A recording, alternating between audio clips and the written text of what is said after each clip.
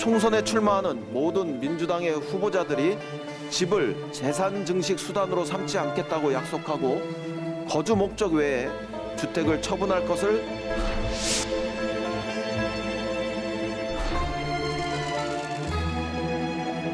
총선을 앞두고 서약했던 서약서를 내놓으라고 하니까 서약서도 제출하지 못합니다.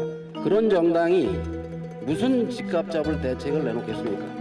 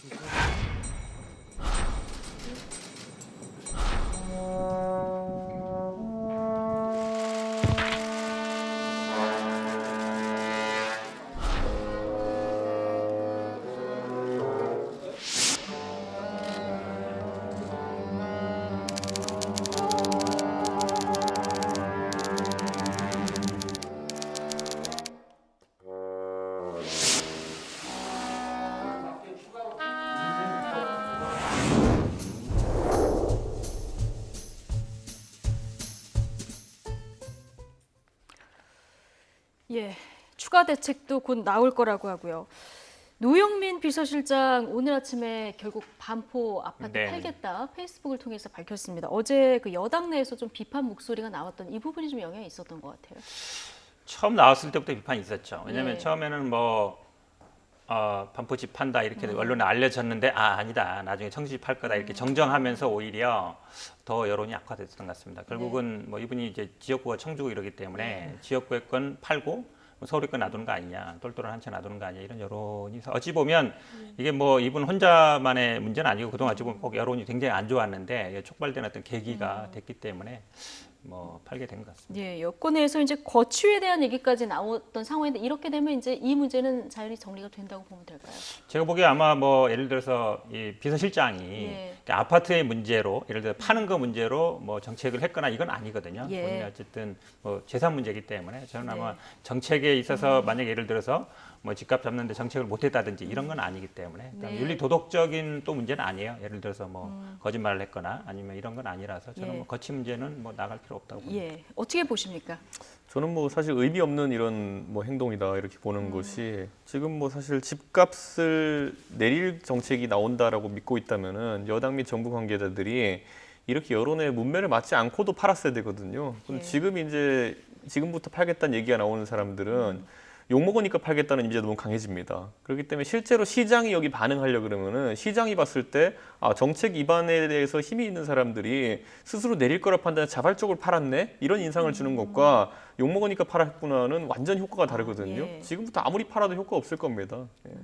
정치 이게 법 위반 라인에 있는 사람들이 스스로 팔았어야 메시지가 됐는데 지금은 이미 늦었다. 그렇죠. 사실 저 사람들이 뭔가 우리가 모르는 정보를 알고 있나 보구나. 아니면 더 이제 저 사람들이 가지는 어떤 더 나은 정보에 따르면 하락할 거라 예측하나 보구나. 이것 때문에 파는 거였으면 시장이 추종할 가능성이 있지만은 정말 팔기 싫어하네 이런 이미지를 주고 나가지고 팔아봤자 네. 마지못해 욕먹어서 파는 거구나 갖고는 하락세를 만들지 못할 겁니다. 예. 저도 늦었다고는 봐요. 늦었다고는 보는데 그래도 어쨌든 신뢰성 문제거든요. 그러니까 결국은 고위공직자, 정치인 이런 분들이 어쨌든 다주택을 갖고 있으면서 계속 집을 사지 말아라 아니면 대출받고 사지 말아라 이렇게 얘기하면 국민들이 보기에 아니 왜 당신들은 안 하고 우리한테만 그래 이런 예. 얘기 당장 나오거든요. 그러니까 그런 면에서 물론 늦었지만 지금이라도 저는 어쨌든 처분하는 게 맞다라고 보고 있습니다. 예.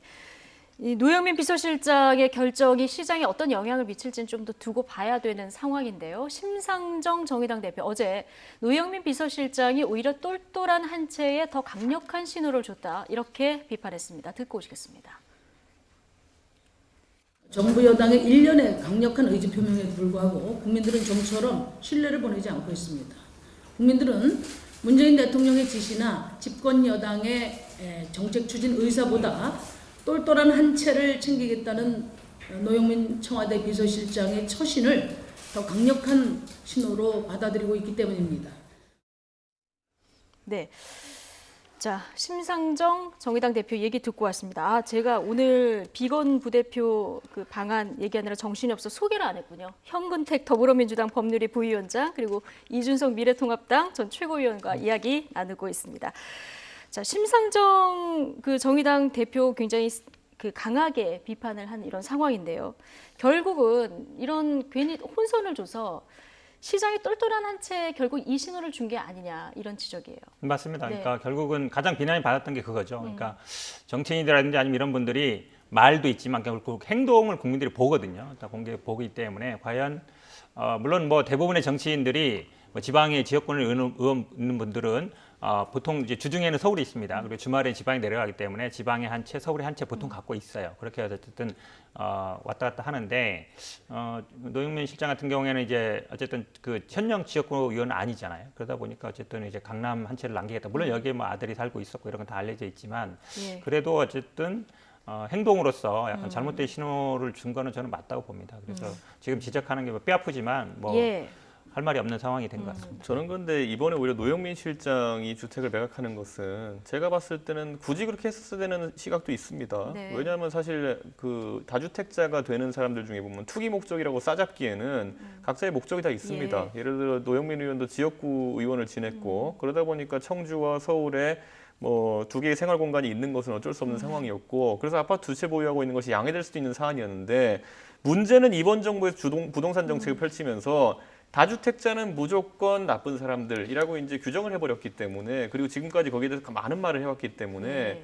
지금 와서 이제 시건하기 어려운 상황 속에서 이런 강제적인 판단들을 내려야 되는 상황이 온 건데 저는 사실 일반 그 주민들, 일반 시민들 사이에서도 보면은 다주택자가 되는 이유가 다양합니다. 어떤 분들은 투자의 목적도 있을 것이고 어떤 분은 아까 말했던 것처럼 뭐 부모로 봉양할 수도 있고 아니면 생활 공간이 두 군데 분리돼 있을 수도 있고 결국 다주택자를 잡는다기보다는 투기 수요를 잡는 것에 집중해야 되는데 한 채 가지고도 투기할 수 있습니다. 사가지고 내가 전세 주고 예. 내가 딴 데가 살면은 근데 이런 것처럼 여러 상황을 고려하지 않고 정치적 구호에 매몰되다 보니까 실제 공급 확대라는 어떤 대안을 내놓기보다는 이런 식의 어쨌든 이슈 쫓아가는 상황이 나오는 거 아닌가.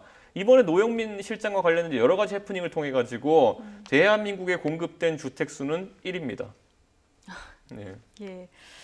알겠습니다. 시장에 큰 영향이 없는 메시지를 너무 강조해서 오히려 혼선을 부추겼다. 이런 얘기를 지금 해주고 계셨는데, 근데 이게 국민 눈높이에서의 정서의 그렇죠. 문제인 것 정서적인 같습니다. 문제죠. 예. 지금 말씀하신 것처럼 사실 지방의 의원인 그 지역구이신 분들은 대부분 양쪽에 생활을 하세요. 그리고 예. 대부분 아마 다주택이 있는 분들도 보면 뭐 부모를 봉양하거나 부모가 있거나 아니면 뭐 자식이 머물거나 이런 데서 사정은 있습니다. 사정은 네. 있지만 아마 국민들이 생각하기에는 뭐 그런 사정은 누가 없겠냐. 나도 어쨌든 서울에 살고 뭐 지방에 회사 다니고 이런 분들도 예. 있거든요. 그럼 나도 뭐 두 채 가져도 되는 거냐 이렇게 얘기할 수밖에 없는 상황이라서 어쨌든 제가 보기에 뭐 신뢰성 문제거든요. 정책의 신뢰성 문제라서 물론 다 사정은 있겠습니다만 저희 당에서도 계속 뭐 실거주 어쨌든 1가구 1주택 정도로 가져가자라는 얘기에서 저는 뭐 그런 예. 추진이 말씀하신 것처럼 공급 측면에서 당연히 한 가구밖에 안 되겠죠. 하지만 국민들한테 주는 신호 아니면 정책에 대한 신뢰성 이런 부분 분명히 있다고 봅니다. 이게 얼마나 당황스러운 거냐면 예를 들어 생활 공간이 두 군데 분리된 사람이 한 채는 이제 자가 보유를 하고 한 채는 예를 들어 뭐 월세를 얻거나 전세를 얻는다 쳐보세요.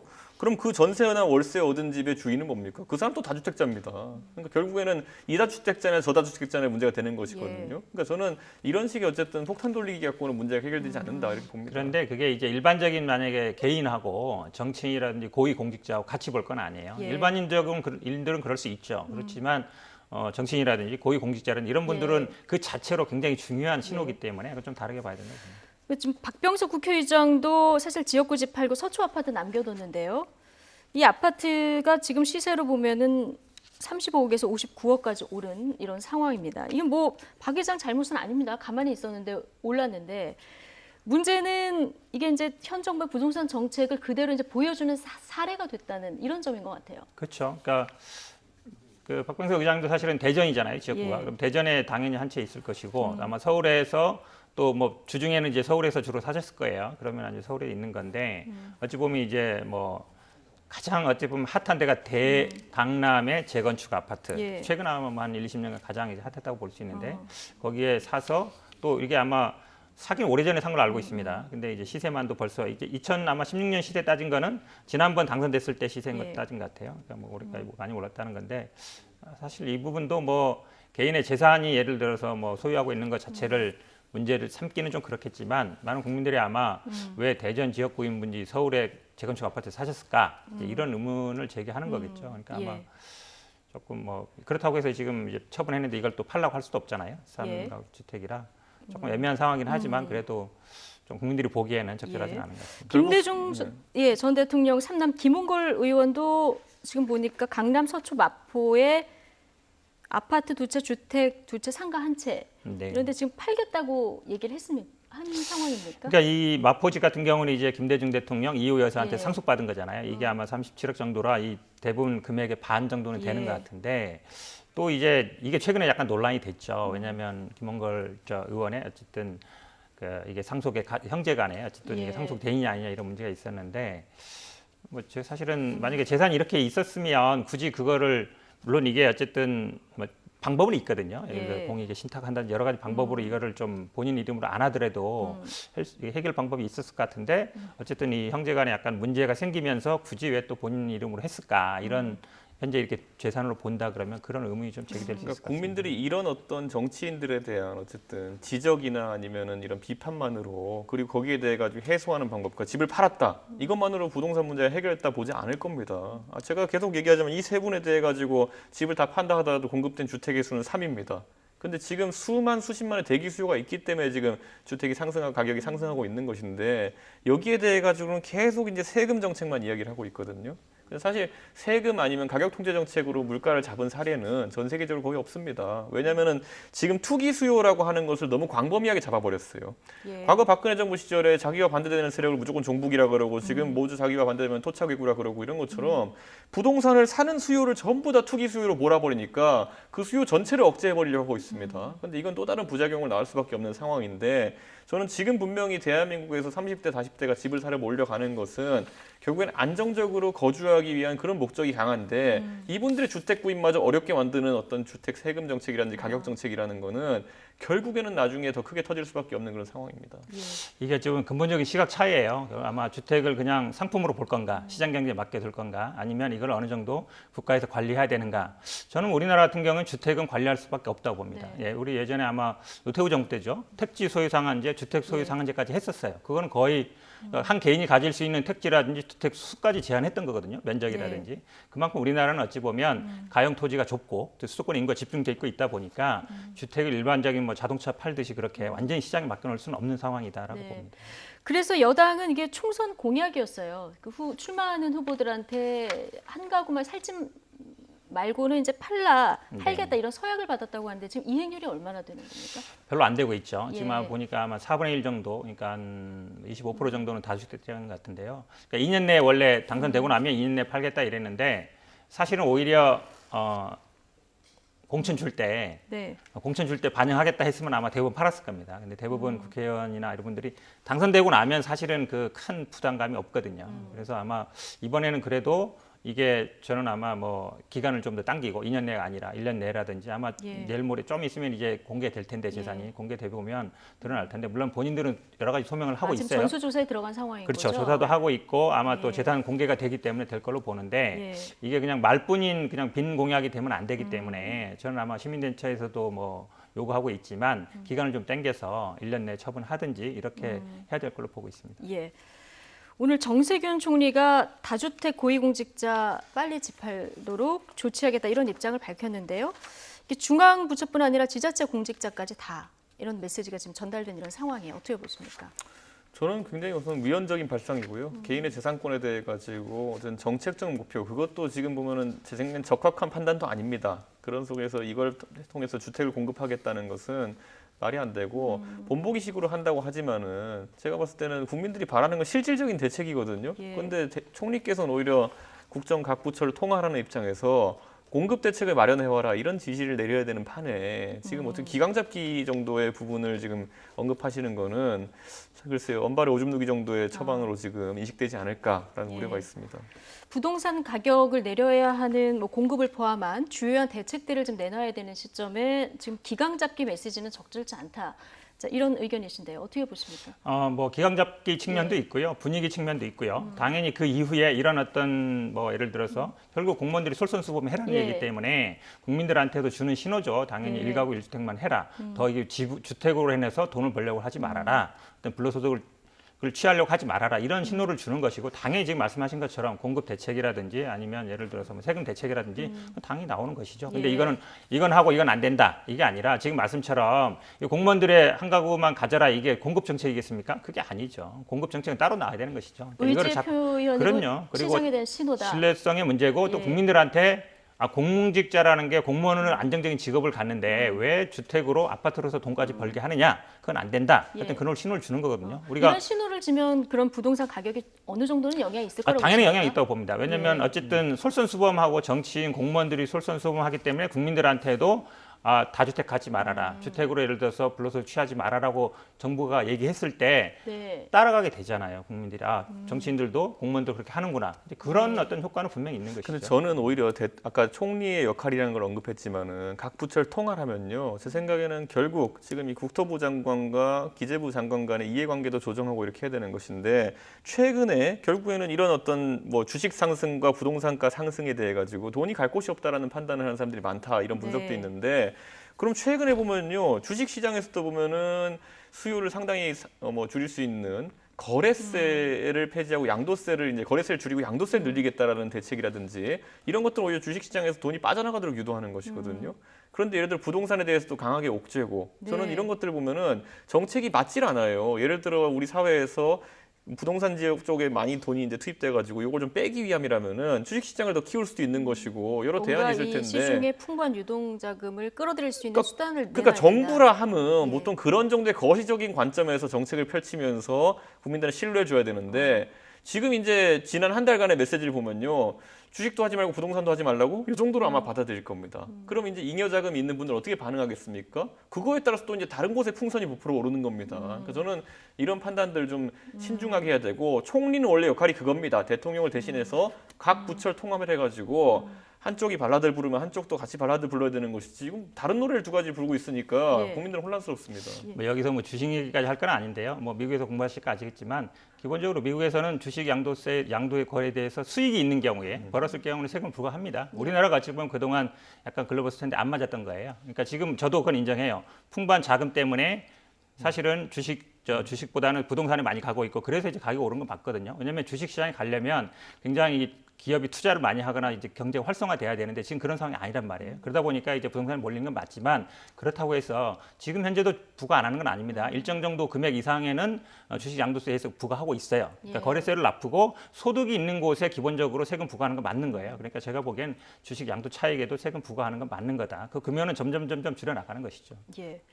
뭐 부동산 지금 사실 시장의 신뢰를 국민들로부터 많이 잃은 상황이기 때문에 지금 뭐 어떤 대책이 나와야 되는지 정말 꼼꼼하게 따져봐야 되는 이런 시점인데요. 그런데 이제 정치인들의 집 문제, 지금 통합당 내에서는 아까 예를 들어서 다주택자 집 팔라 이런 게 이제 위헌적인 요소가 있다는 말씀, 뭐 주호영 원내대표도 했는데 통합당 내에서도 정치인들만이라도 부동산 백지 신탁해야 된다 이런 주장이 나왔어요. 원희룡 제주지사가 이런 주장을 했는데요. 그렇죠. 원희룡 지사께서 이제 사실 그런 표현을 하신 건데 예. 사실 이거는 대선 주자로서의 어쨌든 이슈를 만드는 발언 중에 하나다 이렇게 보는 것이고 저는 뭐 제주도지사라는 특성을 고민해 봤을 때는 다주택자를 오히려 몰아세우는 발언을 했을 때 과연 제주도에서 거기에 대해서 좋게 생각하겠느냐. 제주도에 이제 별장 두신 분들 이런 분도 있고 한데 저는 이거는 또 이제 별개의 문제가 될 것이다. 그래서 원 지사는 대권 행보를 하기 시작했다. 이런 표현 정도를 하겠습니다.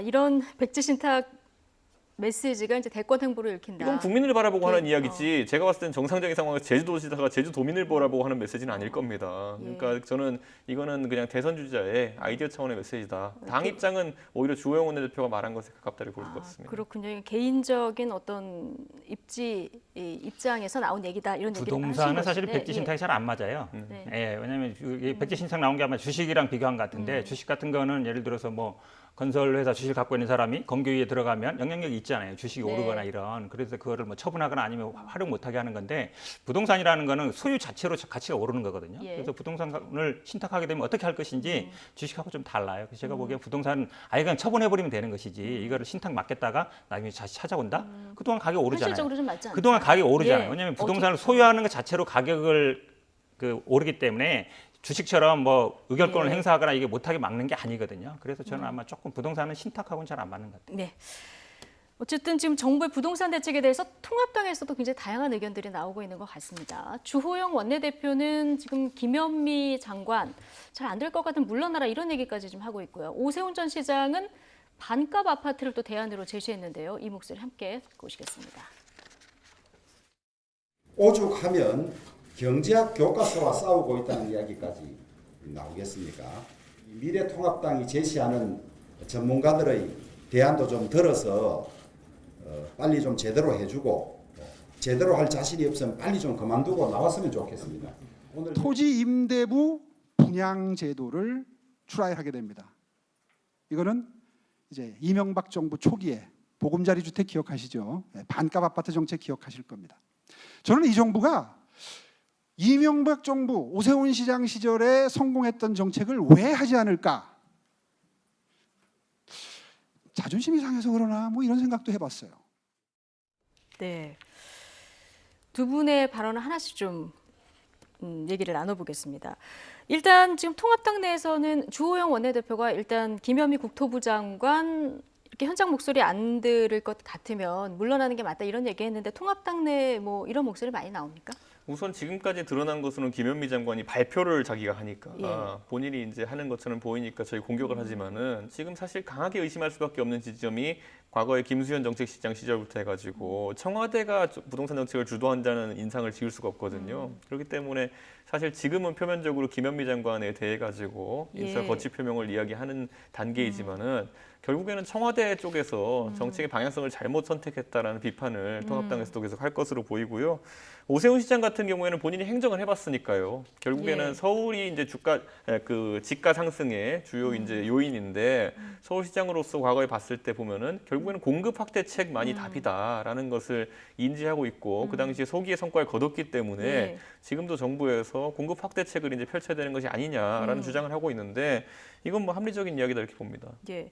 송석준 의원을 위원장으로 오늘 주택 부동산 TF 이번 주에 출범한다 이런 소식도 전해졌는데 여기서도 역시 그럼 공급과 관련한 조금 더 세부적인 대책들이 나오는 겁니까? 공급과 관련해 가지고 결국에는 예. 정부가 지금은 재건축, 재개발 수요 등을 묶어 놓는 것으로 인해 가지고 수도권 지역의 추가 공급 수요를 아예 억제한 지가 10년 가까이 됐거든요. 그런데 이제 이런 부분에 대해서 변화를 가져와야 되는 거 아니냐. 네. 정부는 계속 말만 하면은 공공임대주택으로 해결하겠다라는 이야기를 하는데 공공임대주택에 대한 수요와 그리고 자가주택 보유에 대한 수요는 겹치는 부분도 있겠지만 상당히 다른 수요입니다. 그런데 예. 여기에 대해 가지고 지금 맞지 않는 처방전을 내놓고 있다는 인식을 저희 통합당 쪽에서 갖고 있습니다. 예.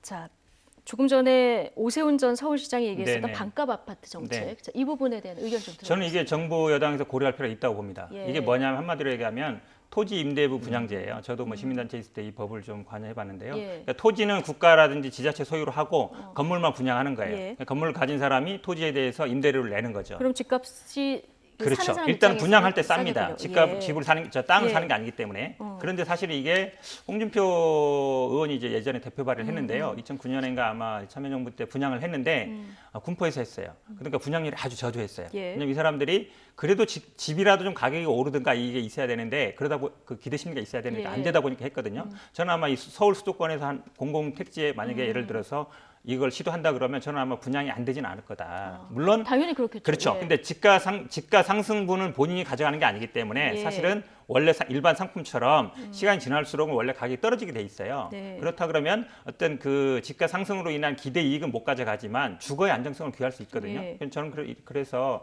이게 지금 뭐 반가 아파트로 돼 있지만 결국은 어찌 보면 이걸 또 안 좋게 보는 사람들은 뭐 중국식 아니냐 이렇게도 봐요. 중국이 그렇거든요. 어쨌든 주택만 갖고 땅은 국가 소유인데 저는 우리 어쨌든 서울 수도권에서 택지가 없는 상태에서는 예. 이런 것도 좀 고려할 필요가 있다라고 보고 예. 있습니다. 집을 이제 사는 목적으로 이렇게 봤을 때 그렇죠. 지금 이 오세훈 전 서울시장의 얘기는 좀 귀담아 들을 필요가 있다. 정부 여당에서. 저는 한번 고려할 필요 있다고 봅니다. 예, 알겠습니다. 이제 공급 대책이 좀 자세히 나와야 된다는 얘기 하셨고 아까 그러려면 규제를 풀어야 된다는 얘기가 있었는데 지금 이 서울 시내의 규제, 층고, 높이를 좀 풀 것인가 말 것인가 이게 하나 있고요. 또 하나가 그린벨트 문제가 남아 있는데 이 부분은 지금 서울시장 같은 경우는 이게 후대를 위해서 보물처럼 남겨둬야 된다 이렇게 얘기를 하고 있는 상황이거든요. 이 부분은 어떻게 보십니까? 그게 무슨 보물인지를 잘 설명을 해야 되는데 예. 박원순 시장이 최근에 뭐 보존하시고 싶은 보물들을 보면은 서울의 뭐 유서 깊은 곳들이라 해가지고 제가 봤을 땐 크게 의미가 없는 곳들을 보존하시는 경우는 많이 봤는데 그린벨트는 전 이렇게 봅니다. 결국 녹지라 하는 것이 우리가 그린벨트를 서울 주변에 둘러치면서 굉장히 그 일반적인 다른 도시들의 주택 지가 이론과 다르게 형성됐어요. 그게 네. 뭐냐면은 원래 일반적으로는 동심원을 그리면서 주택 가격이 이제 하락하는 모양새를 보여야 되는 것인데 건너뛰고 일산 분당으로 갑니다. 원래 과거 일기 신도시 때는 뭐 그런 느낌이 들게 했기 때문에 연속성이 떨어지기 때문에 사람들한테 서울 아니냐, 그러니까 그린벨트 아니냐, 아니면 그린벨트 바뀌냐가 아주 큰 격차로 다가오게 된 것이죠. 예. 근데 일반적으로는 그냥 연속적으로 이어져야 되는 것인데 그 단절 때문에 서울에 대한 희소성이나 이런 가치 상승이 일어나는 것이거든요. 예. 그렇기 때문에 저는 그린벨트라는 것이 녹지 보존의 의미로 박원순 시장이 생각하셨다면은 정책 전환을 좀 하실 수 필요가 있다. 왜냐하면 이렇게 벨트형으로 외곽지에 녹지를 두는 것 자체는 이미 서울에서 크게 의미가 없는 정책이 되어버린 것인 예. 게 지금 박원순 시장 같은 경우에 도심에 보면은 용산지구 이런 것 같은 경우는 도심성 녹지 같은 것을 이야기하고 있지 않습니까? 네. 그러니까 이게 모델이 다를 수가 있는 것인데 한 곳에 꽂혀가지고 지금 이게 계속 이제 그린벨트를 유지하면서 공급을 하지 못하는 거는 오히려 제 생각에는 수요와 맞지 않는 공급만 이제 계속 그 하게 될 가능성이 있다. 저는 예. 이렇게 봅니다. 지금 서울에서 추가 공급이 안 되다 보니까 새로 이제 주택을 구입해서 신혼생활을 시작해야 되는 젊은 사람들이 직장은 서울 한복판에 있음에도 불구하고 동탄까지 가서 남양주 다산 가가지고 양주 가가지고 아니면 운정 가가지고 이렇게 살고 있는 상황이거든요. 저는 이 문제에 있어가지고 그린벨트가 끼치고 있는 나쁜 영향이 있다 봅니다. 저는. 그러니까 살고 싶은 곳은 서울인데 서울의 공급량을 늘리려면 결국은 그린벨트를 어느 정도 풀어야 된다. 아니면 재건축 재개발을 푸는 것도 재건축 재개발을 풀든지. 예. 둘 다 하기 싫다니까 지금 문제 아닙니까? 그렇군요. 그린벨트를 봤더니 서울시 그린벨트가 전체 면적이 25% 정도 네네. 생각보다 많더라고요. 네네. 이게 대부분 그리고 또 서초구에 많이 몰려 그렇죠. 있고요. 네. 이 그린벨트에 대한 개인적인 생각은 저 어떠십니까? 개인적으로도 박원순 시장이 조금 전향적으로 생각할 필요가 있다고 봅니다. 예. 지금 이준석 최고의 말씀처럼 사실은 이제 서울에서 택지 공급할 수 있는 게 재건축 재개발이나 그린벨트밖에 없어요. 예. 근데 재건축 재개발은 쉽게 안 되거든요. 이미 집들이 있고 이해관계 복잡하기 때문에 이해관계를 다 풀어야 됩니다. 근데 재건축 지금 그린벨트 같은 경우에는 빈 땅이기 때문에 되거든요. 그러니까 사실은 뭐 이명박 정부 때 어느 정도 좀 했어요. 보금자리 주택으로. 근데 대부분 보면은 층이 낮습니다. 뭐 10층 이내로 하면서 친환경적으로 개발하면 저는 아마 그렇게 환경을 아주 해치지는 않을 것이다. 그리고 요즘 아파트들은요. 저층으로 지으면 또 주변에 조경 같은 거를 또 잘하면 사실 어느 정도 완전히 아파트 숲처럼 되지는 않거든요. 예. 그러니까 이 강남에 있는 아파트 숲 같은 모습이 아니라 약간 친환경적으로 한다 그러면 전향적으로 검토할 필요 있는데 사실 지난번에도 주거의 형태 자체를 그렇죠. 지난번에도 사실은 정부에서는 어느 정도 좀 하려고 그랬어요. 예. 일정 면적 이상에서는 정부에서 할 수 있거든요. 그때도 하려다가 이제 박원순 시장이 반대해서 안 되는데 사실 정부가 일정 면적 이상은 할 수 있습니다. 서초 강남에는 할 수는 있는데 아마 뭐 지자체장이 반대하기 때문에 이 그럴 수는 결정권은 있겠지만. 어디에 있는 겁니까? 면적이 30만 제곱미터 이상인 경우에는 이제 예. 국토부 갖고 있고 그 이하인 경우에는 이 시장이 갖고 있는데 예. 그 이하인 경우에도 공공주택인 경우에는 정부가 할 수 있어요. 그러니까 엄밀히 따지면 정부가 할 수는 있는데 그런데 이제 어쨌든 예. 시장이 반대하는데 밀어붙여서 하기는 좀 그렇지만 지난번에도 한번 부딪혔었거든요. 근데 그때는 어쨌든 약간 정부가 물러선 감이 있어요. 근데 예. 이번에는 박원순 시장이 조금 다시 생각해 볼 필요가 있다라고 봅니다. 예. 자, 어쨌든 지금 정부는 집값을 올리는 게 이제 다주택자들의 투기 때문이다 이렇게 많이 보고 있는데 법률가니까 이거 하나 질문 드리겠습니다. 다주택자 그 숨통을 틔워줬다 이런 지금 얘기가 나오고 있는 임대사업자 등록이요. 이게 처음에 혜택을 너무 많이 줬죠. 이게 네네. 뭐 세입자 보호 그렇죠. 차원에서 주긴 한 건데 결과적으로는 이것 때문에 좀 주택을 많이 보유하신 분들이 생겼어요. 이미 많이 보유했고 맞습니다. 지금 정부가 손보기로는 했는데 이거를 소급 적용할 수 있느냐 없느냐. 네. 자, 이 문제가 남아 있는 것 같은데요. 위헌 얘기도 나오고 어떻게 보십니까? 지금 이제 현황을 보니까요. 지금 임대 사업자로 등록한 분들이 한 150만 명 정도 되고요. 예. 가구 주택으로 한 150만 주택 정도 됩니다. 말씀하신 것처럼 임대료 상승을 제한하면서 세금 혜택을 주겠다 해서 계속 등록을 하신 거예요. 근데 이분들의 혜택이 여러 가지 볼 수 있는데요. 취득세, 재산세, 종부세, 뭐 양도세 이런 게 혜택을 줍니다. 네. 근데 저는 좀 달리 볼 필요가 있다고 봐요. 재산세라든지 종부세 이런 것들은 합산하지 않는다든지 이런 것들은 매년 부과하는 거기 때문에 사실은 지금 정한다 해도 큰 문제는 안 돼요. 예. 우리 일반인들도 재산세 인상되면 더 내게 되잖아요. 예. 근데 예를 들어서 8년 보유하면 양도세를 혜택을 주겠다 했는데 그걸 만약에 지금 와서 안 주겠다. 이거는 좀 문제가 될 수 있어요. 그래서 저는 아마 세금별로 예. 취득세라든지 재산세, 종부세는 큰 문제 없다라고 보고 예. 만약에 양도세 혜택을 주겠다고 했는데 이제 안 주겠다라고 하는 거는 좀 문제 될 수 있어서 그걸 좀 구분한다 그러면 별 문제는 없을 걸로 이건 봅니다. 어떻게 뭐 아까 현 변호사 예. 지적하신 것처럼 결국에는 여러 가지 혜택을 줬다 뺏는 것에 대해 가지고는 사실 앞으로 이 부동산권에 국한된 것이 아니라 정부가 어떤 정책을 펼친다 하더라도 정책의 신뢰성 자체를 떨어뜨리는 행위입니다. 그렇기 때문에 지금 투기를 잡는 데 있어가지고 필요하다고 생각하는 조치들만 해야 되는데 아까 얘기했던 것처럼 양도세 혜택이라든지 이런 것들은 거래에 큰 영향을 줄 수 있는 것이거든요. 이분들이 양도세 혜택이 사라지게 된다 그러면은 실질적인 주택을 팔아서 공급하는 것도 문제가 생겨요. 그렇게 되면은 예. 그렇기 때문에 그 효과를 다 고려해야 되는데 어쨌든 이런 식으로 시건을 밥 먹듯이 해가지고 앞으로 부동산 대책이 뭐가 나온다 하더라도 아까 이 임대사업자 등록 같은 경우는 당근에 해당하는 정책이었을 텐데 당근에 해당하는 정책에 넘어가는 사람이 없을 겁니다. 앞으로는. 예. 좀 불안해진 심리가 문제인데 이제 곧 추가 대책 나온다고 하는데요. 이제 거꾸로 가는 대책 말고 좀 장기적인 관점에서 부동산 시장을 안정시킬 수 있는 대책이 좀 나오기를 기대해 보고요. 남은 시간 동안 이 얘기 좀 해보겠습니다. 좌고 우면 말고 문헌대로 지휘를 이행하라. 어제 추미애 장관이 휴가를 내고 이런 메시지를 내놨고요. 오늘은 시한도 정했습니다. 내일 오전 10시까지 답하라. 아직 윤석열 총장 답이 없는데요. 어떤 선택을 할 거라고 보십니까?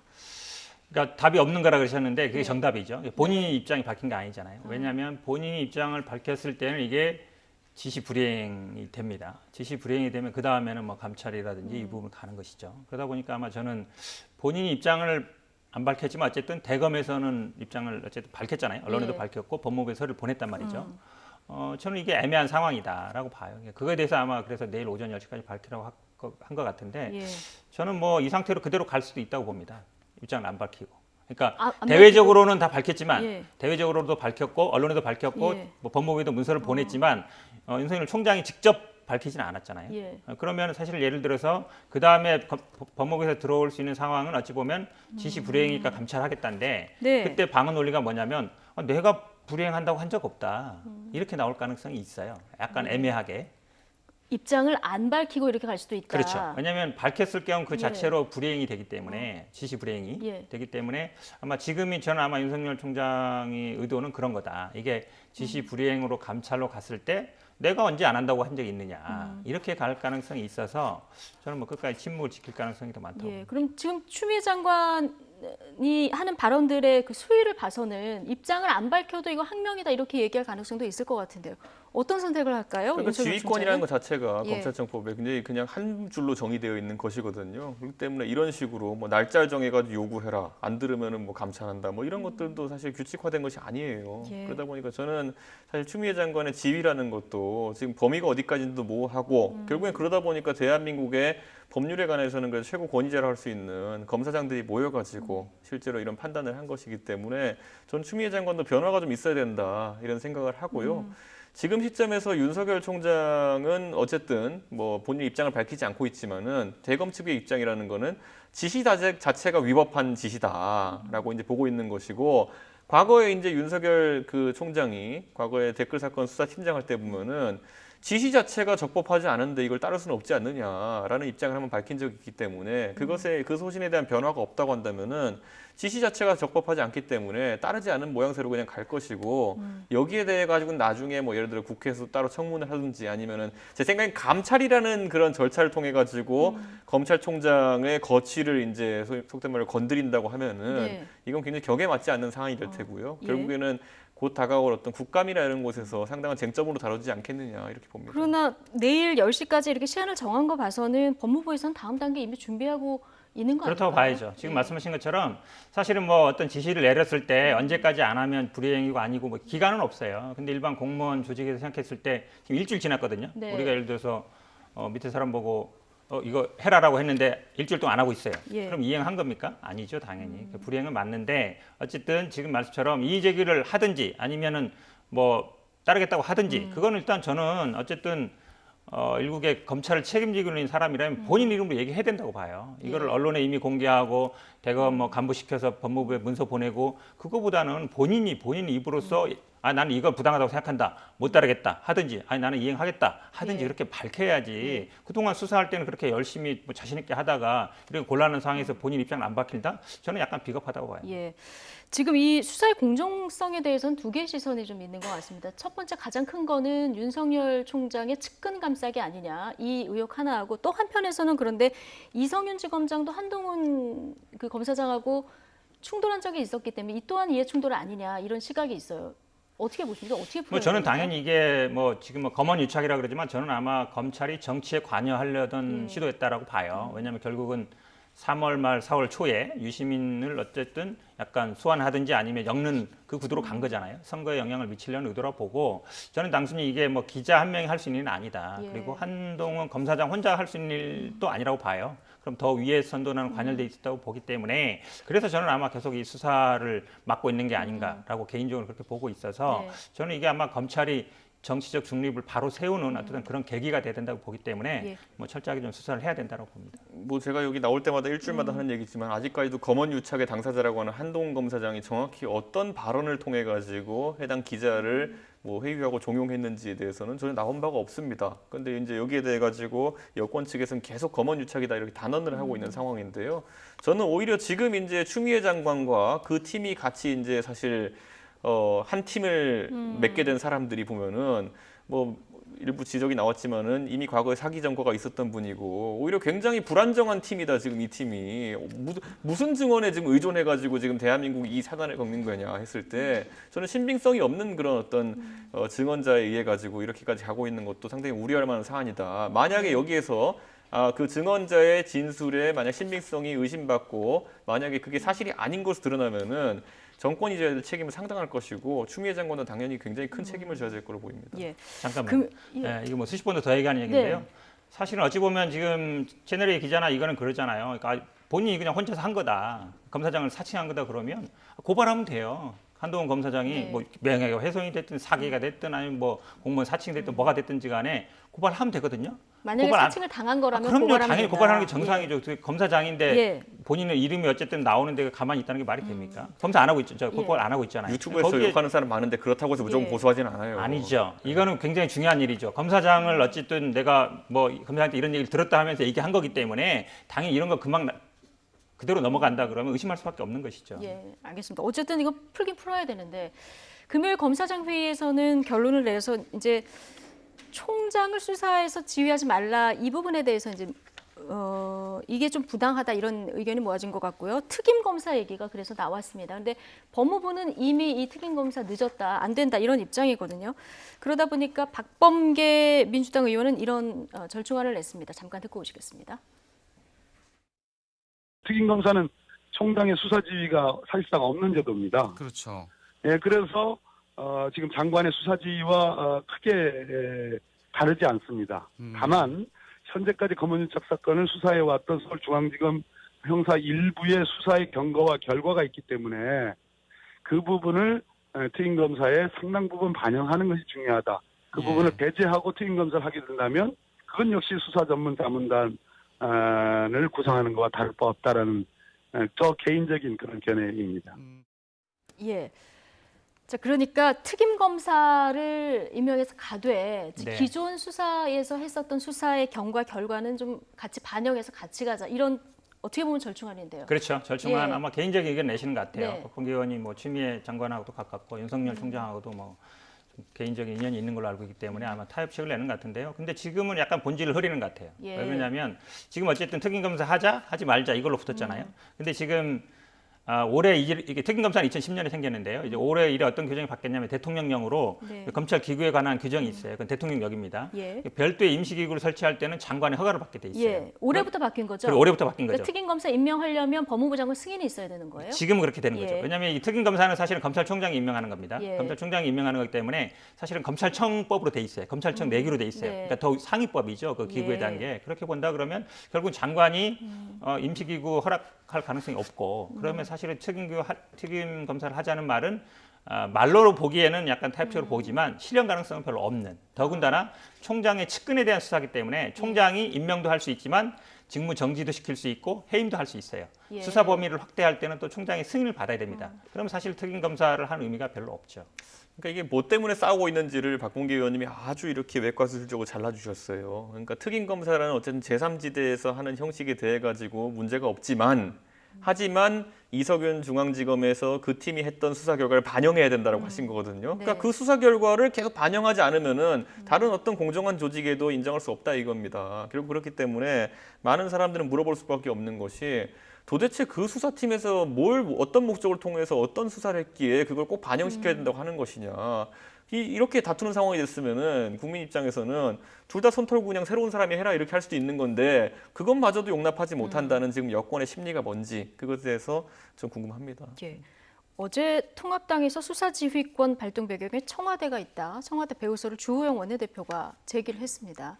주호영 원내대표가 이제 사실 그랬다는 제보가 있다는 취지로 이제 이야기를 예. 했는데 뭐 그 부분의 사실관계는 앞으로 뭐 따져봐야 될 부분이지만은 저는 청와대에서 당연히 이 사안에 대해서 관심을 가지고 있고 어느 정도 의견을 냈을 것이다 이렇게 봅니다. 예. 그렇게 하지 않고서야 추미애 장관이 그래도 5선 정치인 출신인데 많은 부분에서 무리수라고 할 수 있는 어떤 언사들을 지금 사용하고 있거든요. 저는 이거는 속된 말로 어떤 지시를 받았다는 정도까지는 아니지만 협의가 있지 않았나 하는 예. 생각을 야당 입장에서는 당연히 가질 수밖에 없습니다. 추미애 장관 발언 수위가 좀 높다 보니까 혼자 이런 생각했겠냐? 통합당에서는 이렇게 보는 것 같아요. 아니 사전이든 사후든지 간에 협의는 예. 하죠. 왜냐하면 뭐 정부의 모든 부처 장관들이 청와대하고 사전에 어쨌든 예. 얘기를 하거든요. 근데 이거를 마치 뭐 청와대에서 오더를 내려가서 하는 것처럼 이렇게 말씀하시는데 그건 아닌 것 같고요. 기본적으로 문재인 대통령은 법무부 장관을 통한 민주적인 검찰 통제 이 생각을 갖고 계신 분이에요. 그렇기 때문에 당연히 뭐 이런 내용을 청와대 아무 협의 없이 할 수 있겠습니까? 저는 아마 검찰조차도 저는 할 수 있다고 봐요. 청와대 했는지 네. 아닌지 모르겠지만 그래서 보고하거나 아니면 뭐 내용을 알려주는 정도지 뭐 청와대에서 이렇게 해라 저렇게 해라 지시까지 하면서 하고 있지는 않은 걸로 알고 있습니다. 예. 알겠습니다. 일단 추미애 법무부 장관이 내일 오전 10시까지 윤석열 검찰총장이 답을 해라 이렇게 시한을 정했기 때문에 일단 입장을 낸다면 어떤 입장을 낼지 저희가 속보가 내일 전해지면 다시 전해드리도록 하겠습니다. 오늘 두 분 말씀은 여기까지 듣겠습니다. 현근택 더불어민주당 법률위 부위원장 그리고 이준석 미래통합당 전 최고위원과 함께했습니다. 고맙습니다.